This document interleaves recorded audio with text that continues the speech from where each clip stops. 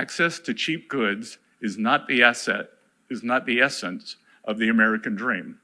Donald Trump's Treasury Secretary, Scott Bessent, is giving speeches in which he tells Americans to stop wanting cheap goods because the Trump administration knows that Trump's tariffs are going to result in an increase in inflation because the U.S. imports so many goods. So the cost of consumer goods at Walmart is going to go up. And the Trump administration is saying, well, stop complaining. That's not what the American dream is about.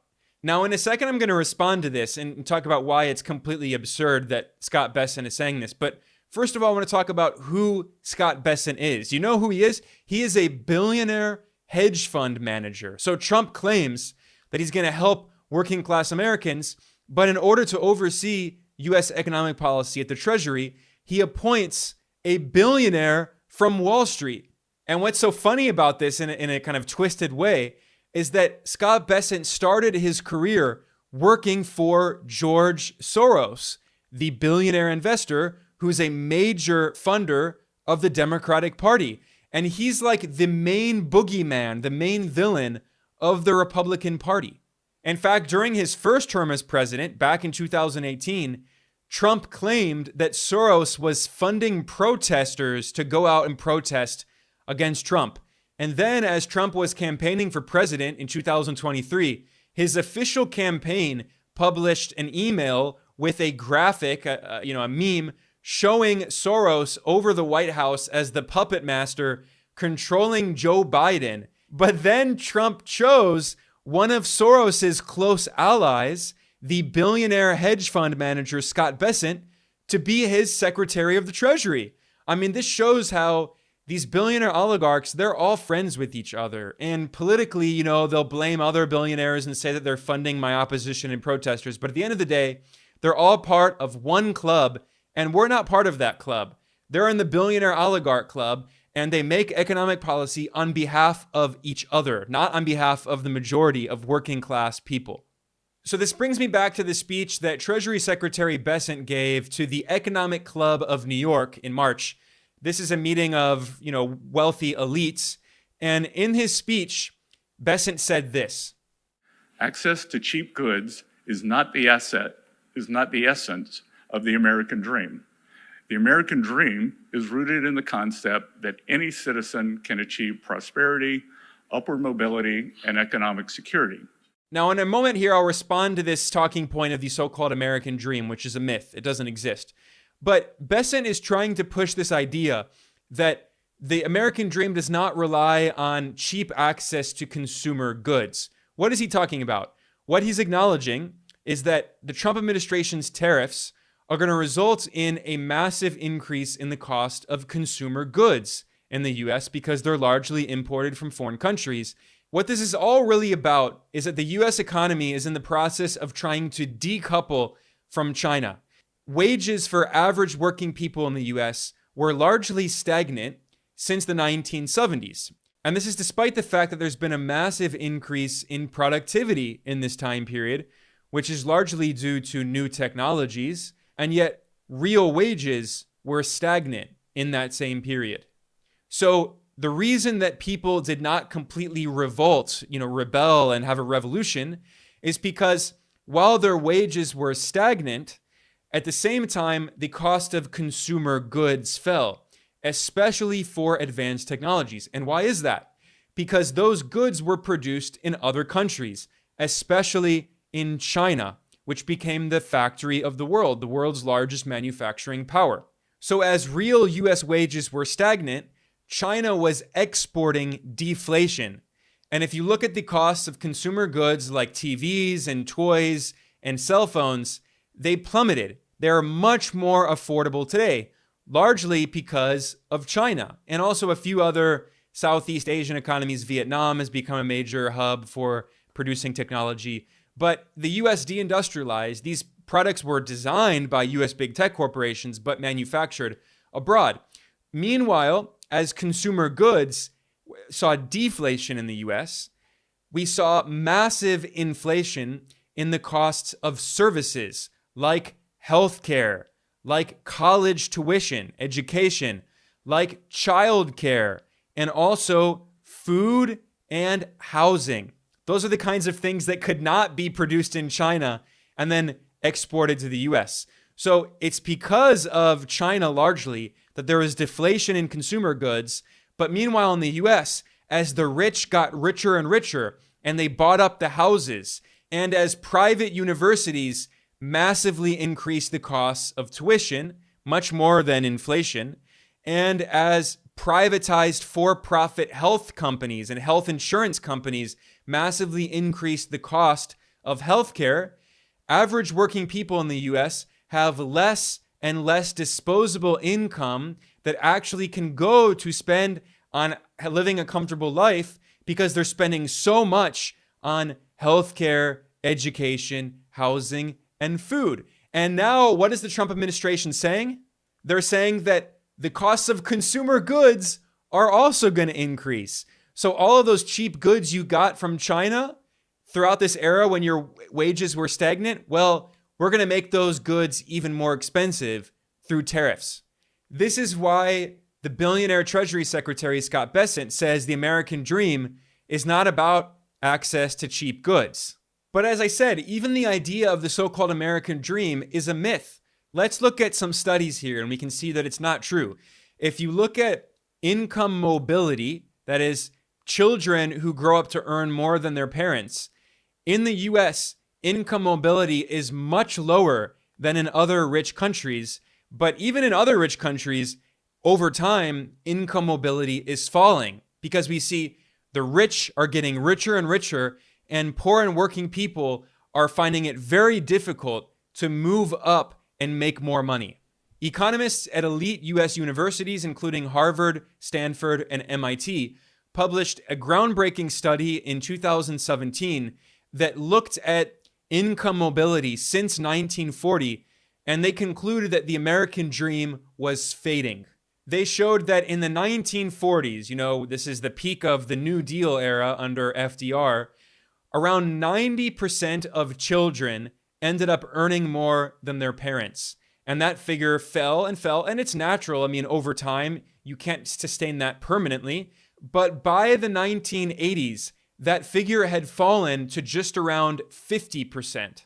These economists found that in the 1940s, the median child in the US ended up growing up to have an income that was roughly 3 times the income of their parents.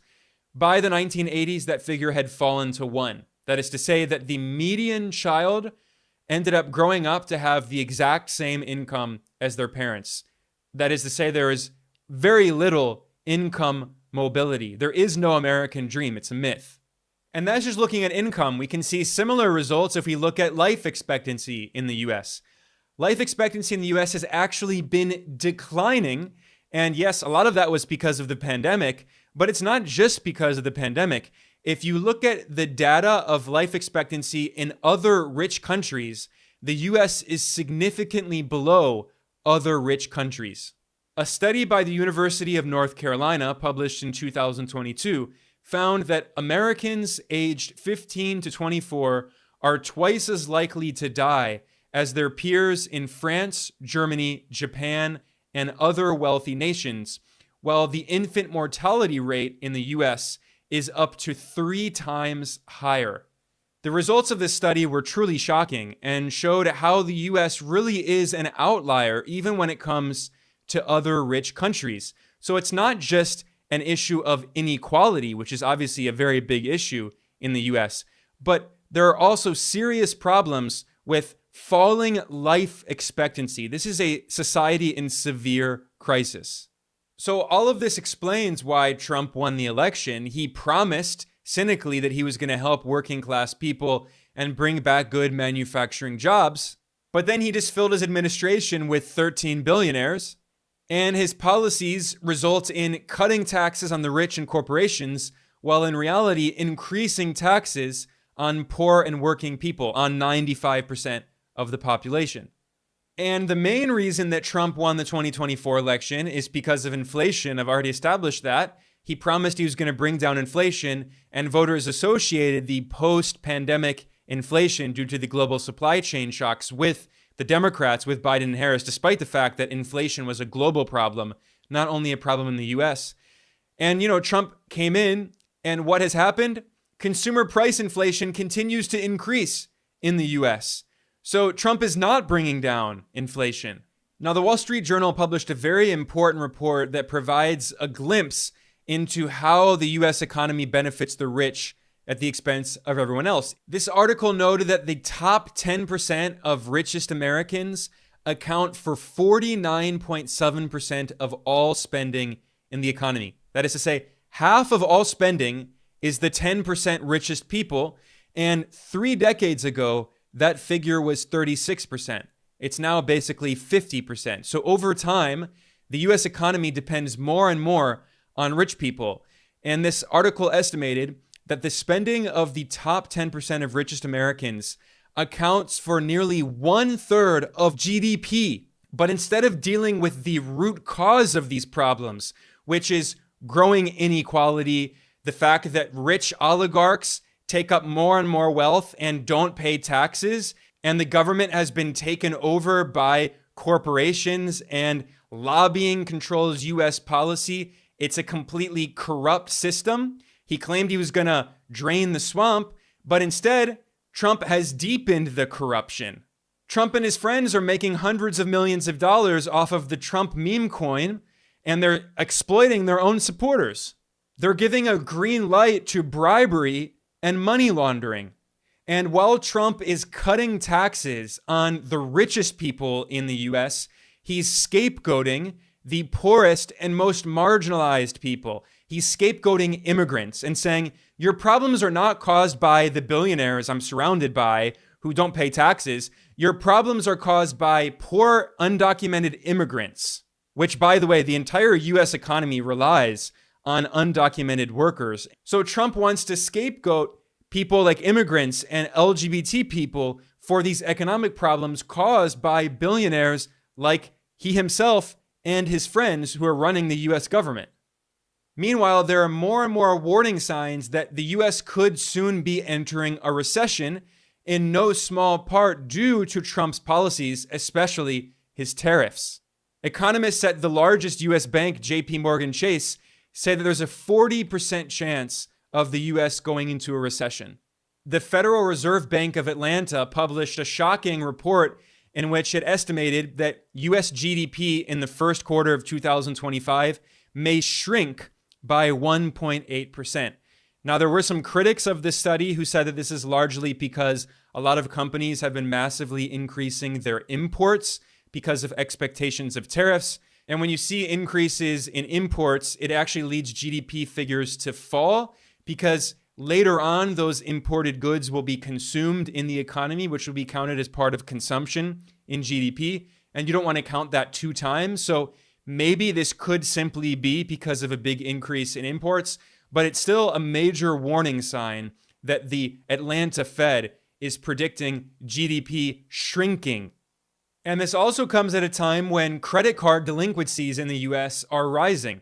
A record number of Americans are falling behind on paying their auto loans for their cars. Mortgage delinquencies are also on the rise in the US. And housing prices hit a record high in the US in 2024. They're less and less affordable for average working people. Since the 2008 financial crisis, rent in the US has grown much faster than wages for the bottom 90% of Americans. Of course, the top 10% richest Americans are getting much, much richer, but everyone else is struggling to pay rent. In 2002, the median US worker had to work around 50-ish hours every month in order to pay the median rent, and a person on minimum wage had to work around 110 hours every month to pay the median monthly rent. As of 2022, the median US worker has to work around 70 hours to pay median rent, and a person on the minimum wage has to work 180 hours per month to pay the median monthly rent. And this is getting worse over time, not better. Back in the 1960s, only around 20% of US households spent more than 30% of family income on rent.